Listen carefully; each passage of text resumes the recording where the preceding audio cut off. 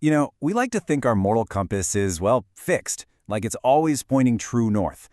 But what happens when you're dropped into a situation so extreme, so chaotic, that the very ground beneath your feet feels like it's shifting? That's exactly what we're going to unpack here, by diving deep into the mind of a soldier trying to navigate the fog of war.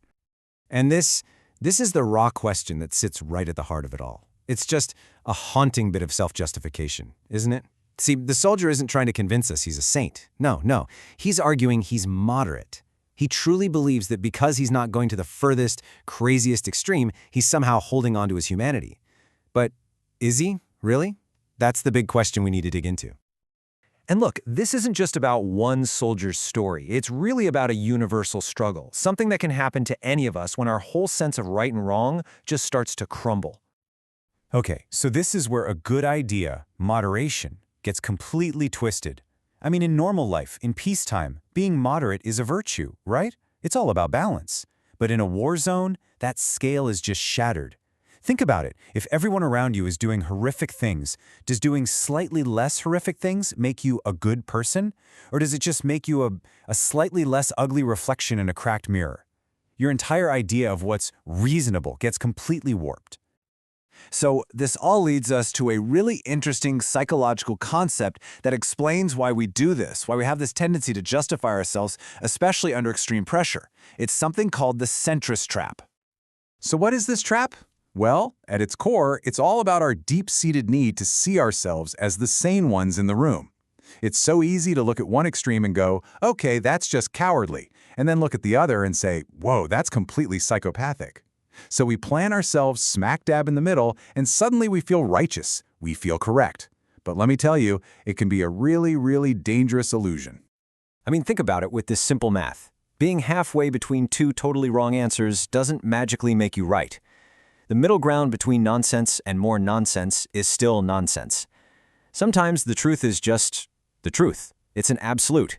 And trying to find a moderate position between that truth and an outright lie, that's just a creative way of being wrong. And this is exactly the trap our soldier is falling into.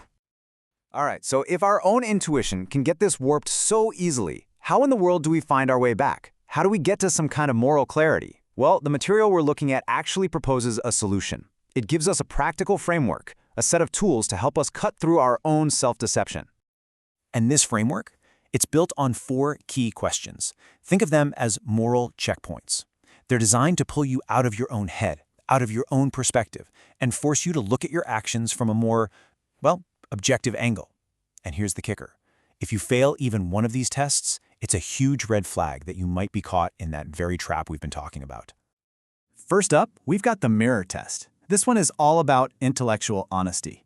It's simple, but it's powerful. It forces you to literally reverse the roles and check yourself for a double standard.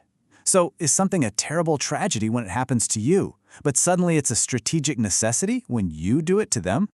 And wow, this quote from the soldier is just a perfect gut-wrenching example of this in action. He sees his enemy bombing a school, and he calls it what it is, pure evil. But when his own side shells a hospital, he rationalizes it. He just calls it war. See? He completely fails the mirror test. The action is basically the same, but his judgment, it's based entirely on who's pulling the trigger. Okay, checkpoint number 2 is the time capsule test. This one asks you to do something really hard. Step outside of the heat of the moment. Imagine you're looking back at your own actions from 50 years in the future.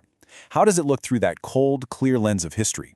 Once all the intense emotions, the propaganda, and all your personal justifications have just faded away.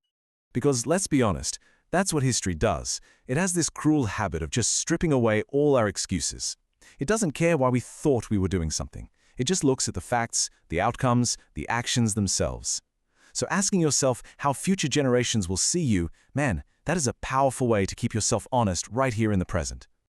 Next up is the isolation test. This is a tough thought experiment. It's about stripping away your identity. I mean, take away your flag, your uniform, your family history, your tribe, all of it.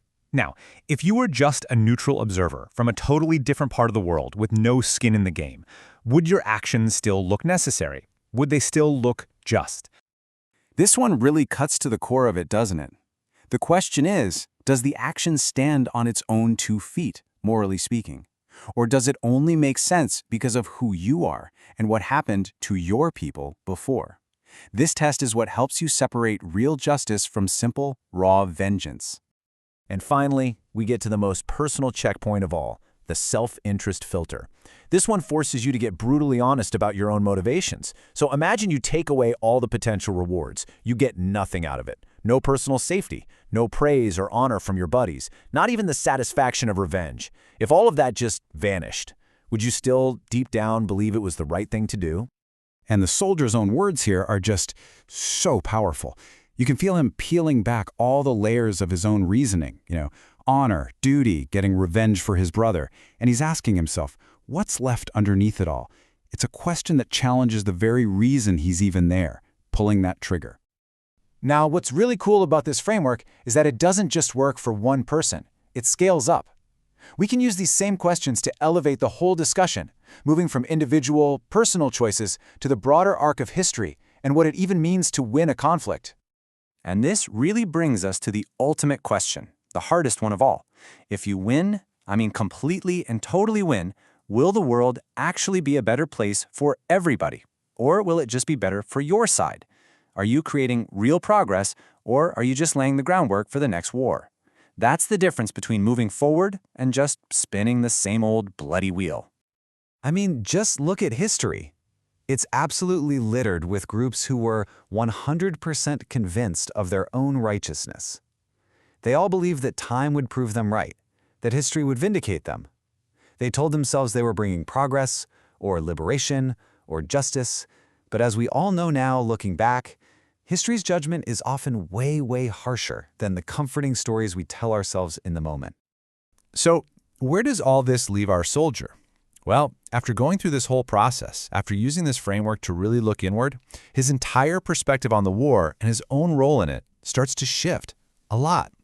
And it's such a powerful shift. The soldier's journey takes him from a place of self-justification to one of deep self-awareness. He finally realizes that the real battle, it isn't happening out there on the field. It's happening inside his own head. The real enemy is the comfortable lies he's been telling himself to keep going. And ultimately, this is the question we're all left with. It's a challenge to apply the same kind of brutal honesty not just to something as huge as war, but to any conflict in our own lives, big or small. Are our actions, our beliefs, even our so-called moderate positions, are they actually building a future that's worth living in? Or are we, maybe without even realizing it, just planting the seeds for the next fight? It's definitely a question worth thinking about.